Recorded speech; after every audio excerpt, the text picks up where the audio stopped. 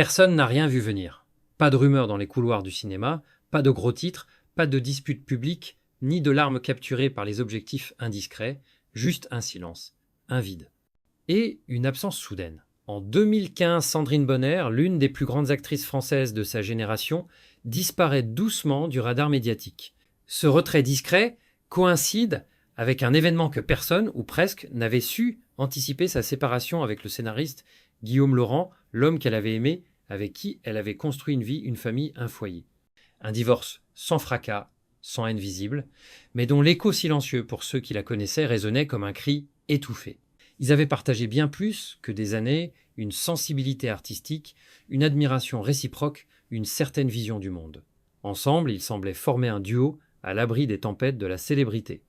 Un îlot paisible dans un monde souvent trop bruyant, et pourtant cet îlot s'est fissuré lentement, imperceptiblement, jusqu'à ce que l'un d'eux parte. Sans mots, sans éclat, simplement parte. Les fans furent stupéfaits. Comment un amour si discret, si authentique en apparence avait-il pu s'effondrer sans que personne ne s'en aperçoive? Quelle faille invisible rongeait cette union que l'on croyait inébranlable? Était-ce l'usure du quotidien, le poids des silences, ou un abîme bien plus profond creusé dans l'intimité même de Sandrine? Car au fond, cette rupture n'était pas qu'une histoire d'amour fini. C'était peu être le point culminant d'un chemin sinueux, fait de blessures anciennes, d'attentes muettes, de sacrifices invisibles. Pour comprendre cette séparation si muette, il faut revenir en arrière. Explorer les racines, écouter ce que Sandrine elle-même n'a jamais dit. Et pour cela, il faut commencer par le tout début. Avant que les projecteurs n'éclairent son visage, avant que les applaudissements n'envahissent sa vie, Sandrine Bonnaire n'était qu'une fille parmi 11 née dans une maison modeste de Gannat, en Auvergne le 30, et un mai 1967. Une fratrie nombreuse, bruyante, parfois chaotique, dans laquelle il fallait apprendre très tôt à exister sans prendre trop de place. Elle grandit dans une famille ouvrière, où l'amour se devine plus qu'il ne se dit, où les silences pèsent parfois plus lourd que les cris. Le père Lucien travaille comme ouvrier chez Michelin. La mère Colette élève ses 12 enfants avec une force tranquille et un dévouement presque effacé. Dans cet univers sans luxe, mais non sans chaleur, Sandrine développe très tôt une forme d'indépendance farouche. Elle observe, elle écoute, elle s'imprègne du monde sans jamais trop en dire. Elle apprend à survivre dans le vacarme sans jamais hausser la voix. Un apprentissage du silence qui la suivra toute sa vie. Ce silence, justement, n'est pas vide. Il est peuplé de rêves, de fuites intérieures, d'envie d'ailleurs. Très jeune, elle manifeste une sensibilité presque troublante. Une capacité à ressentir plus fort, plus vite. À s'immerger dans la peau des autres comme si leur douleur l'appelait. Cette faculté qui fera d'elle une immense comédienne est aussi le reflet d'un vide, celui d'une enfant qui cherche à être vue non pas dans la foule de ses frères et sœurs, mais dans son unicité. Mais l'enfance de Sandrine n'est pas marquée par un drame unique identifiable. C'est une suite de petites absences, de regards évités, de besoins tus. C'est une construction de soi dans les marges. À l'école, elle peine à trouver sa place. Elle décroche très tôt, pas par révolte, mais par ennui. Ce n'est pas là que son feu intérieur brûle. Ce feu, elle le trouve dans l'image, dans le cinéma, presque par hasard. Et pourtant, on sent déjà, dans cette adolescente silencieuse, ce besoin de dire sans parler, de raconter des histoires pour mieux cacher la sienne. Ce rapport aux émotions si fort, si pur, si brut, sera son plus grand talent. Mais aussi peut être sa plus grande fragilité, car comment aimer quand on a grandi dans le silence? Comment se construire dans l'intimité quand on a appris à tout taire pour survivre? Les racines de l'âme de Sandrine sont profondes, invisibles, mais pleines de tension. Et un jour, elles allaient se tendre jusqu'à la rupture. Elle n'a que 16 ans lorsqu'elle entre dans la légende. Sans formation académique, sans ambition, construite presque par effraction. Sandrine Bonnaire est repérée par Maurice Pialat, ce cinéaste intransigeant, presque brutal, qui voit en elle une vérité brute. Il lui offre le rôle principal dans À nos amours 1983, un rôle de jeune fille en feu tiraillé entre innocence et désir, entre révolte sourde et besoin d'amour. Elle crève l'écran. Le public est bouleversé. La critique acclame.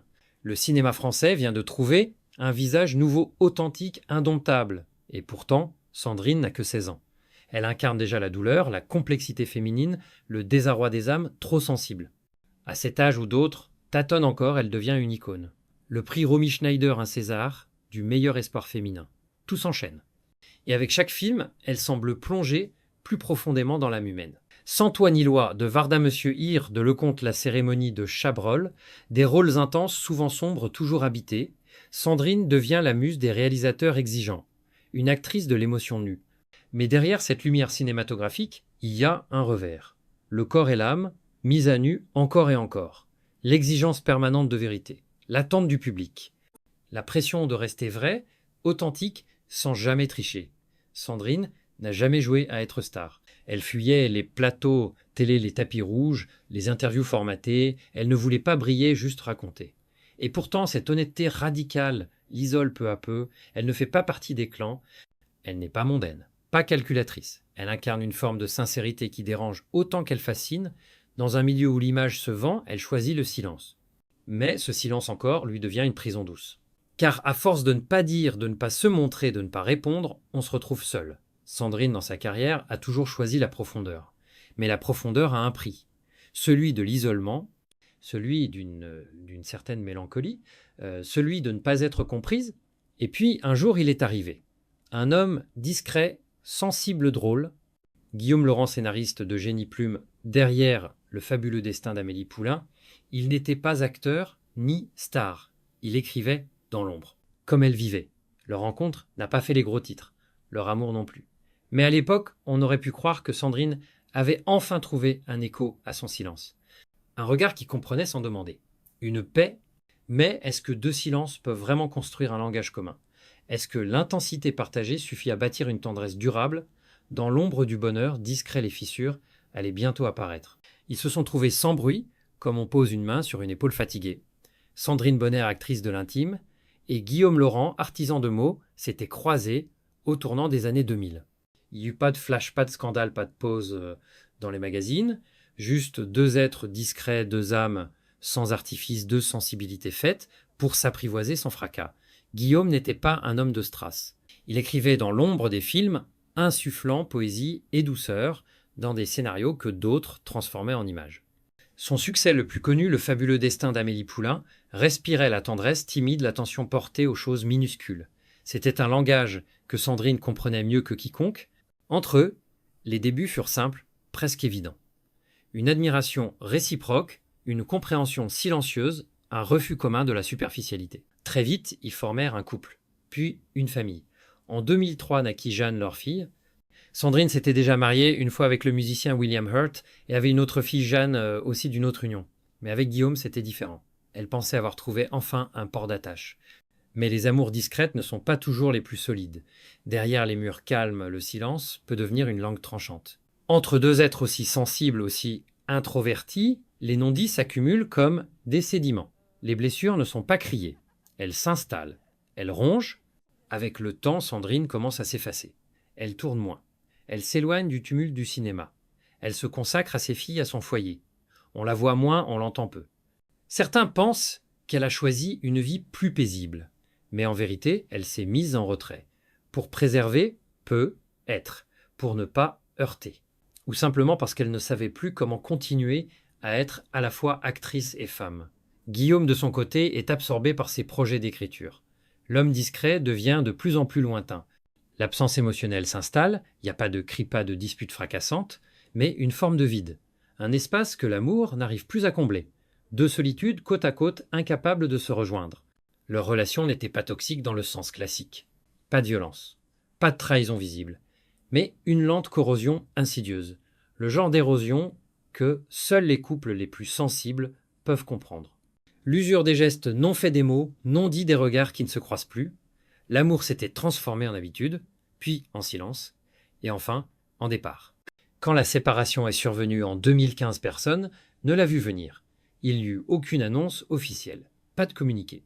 Juste une interview bien plus tard dans laquelle Sandrine confirma ils n'étaient plus ensemble, aucun scandale, aucune aigreur publique, mais dans sa voix un tremblement. Comme si la douleur contenue si longtemps avait trouvé une fissure. Car c'est pas la rupture qui blesse le plus, c'est l'indifférence apparente de l'autre. Ce sentiment que l'on devient peu à peu transparent dans le regard de celui qu'on aime encore. Et Sandrine, qui avait tant donné, tant espéré, se retrouva seule, encore une fois. Mais cette fois, c'était pas un rôle, c'était pas une scène, c'était sa vie. Le mot tamkik peut paraître excessif quand il s'agit d'une séparation sans éclat, sans cri, sans trahison, spectaculaire. Mais parfois, la douleur la plus violente est justement celle qui n'a pas de forme, pas de coupable, pas de scène à rejouer. Et c'est bien dans ce flou silencieux que s'est effondré le monde intérieur de Sandrine Bonner. Nous sommes en 2015. Dans les couloirs calmes d'une maison partagée depuis plus d'une décennie, les bruits familiers deviennent pesants. Les pas de l'autre ne résonnent plus de la même manière. La table est mise pour deux, mais les regards ne se cherchent plus. Il n'y a pas eu de dispute finale, pas de gifle, pas de valise claquée. Mais il y a eu un moment précis, imperceptible pour les autres, où Sandrine a compris qu'elle n'était plus aimée. Ce fut un soir comme les autres, dit-elle. Jeanne, leur fille, dormait. Guillaume lisait. Elle s'est assise en face de lui. Elle a parlé doucement.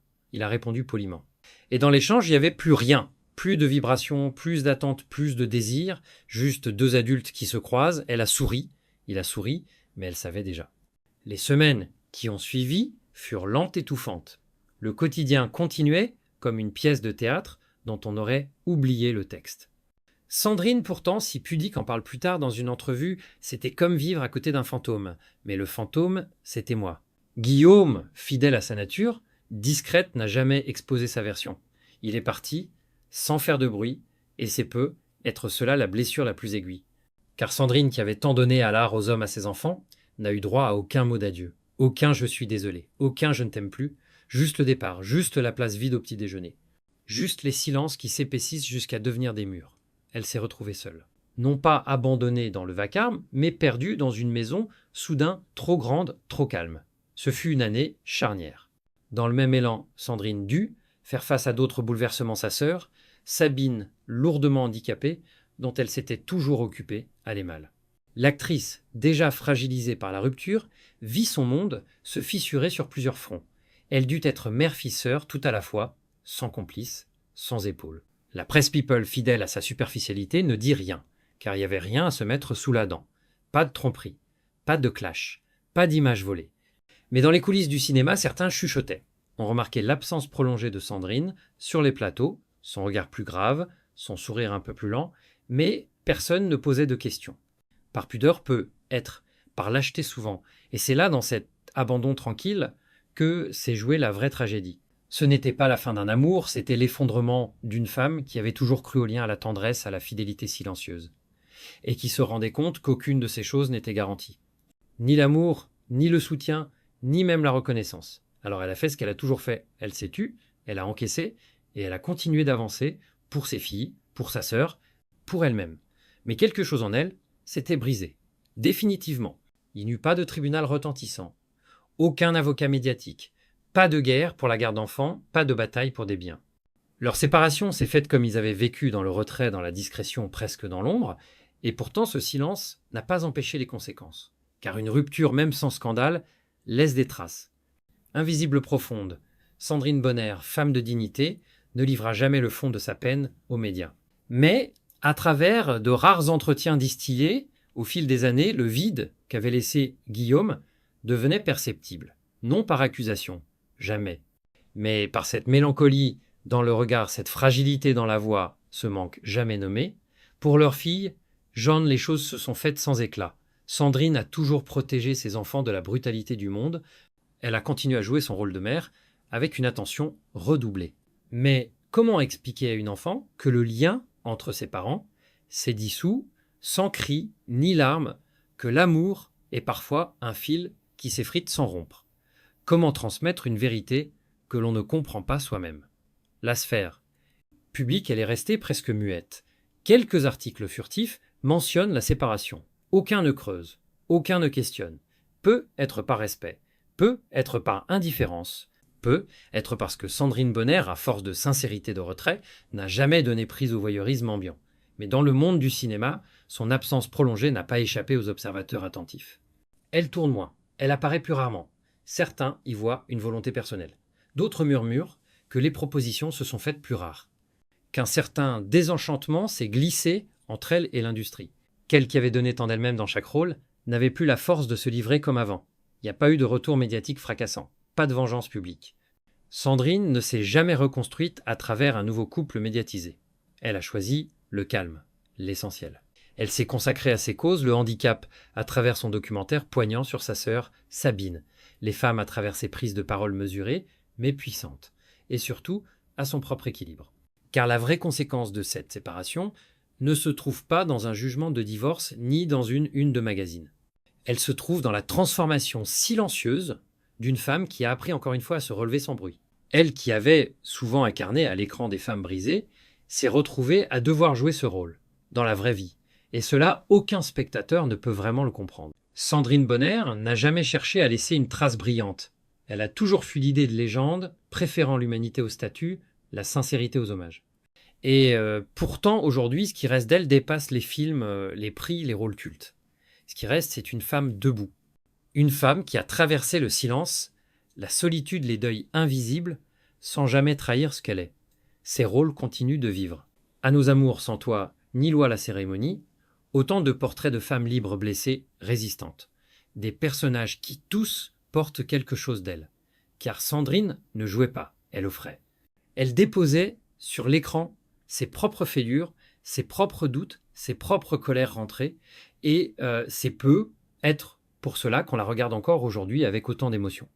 Mais au-delà du cinéma, elle a aussi laissé une empreinte dans le cœur de ceux qui l'ont approchée. Une humilité rare, une écoute vraie, un engagement discret mais profond, notamment pour les personnes en situation de handicap, en mémoire de sa sœur Sabine.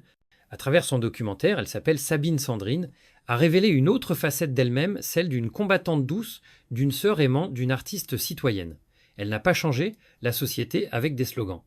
Mais elle a changé le regard. Elle a rendu visible ce qui ne l'était pas. Elle a parlé à sa manière pour ceux qui n'ont pas de voix. Et dans ce monde trop bruyant, elle a montré qu'on peut exister pleinement dans le silence. Aujourd'hui encore, on guette chacun de ses retours à l'écran comme une bénédiction rare. Et chaque apparition aussi brève soit-elle résonne comme un murmure précieux. Car Sandrine Bonner, même blessée, n'a jamais cessé d'être lumineuse, juste, d'une lumière douce, celle qui éclaire sans brûler, celle qu'on n'oublie jamais.